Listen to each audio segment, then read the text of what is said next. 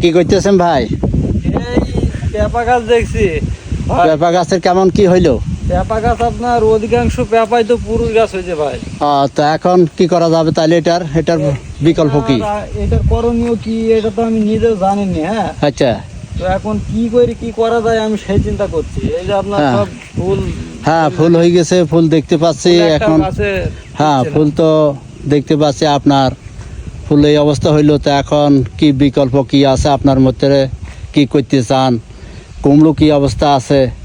কুমড়ো আপনার হয়েছে আল্লাহর রহমতে ভালোই, কিন্তু এই যে পেঁপা গাছ, পেঁপাটা নিয়ে একটু চিন্তা আছে। পেঁপা তো আচ্ছা। আপনার সব পুরুষ, হ্যাঁ হ্যাঁ। এখন পুরুষ গাছে তো আপনার পেঁপা তো ধরে না, তাই না? না, সেরকম ধরে না, যেটা জানি।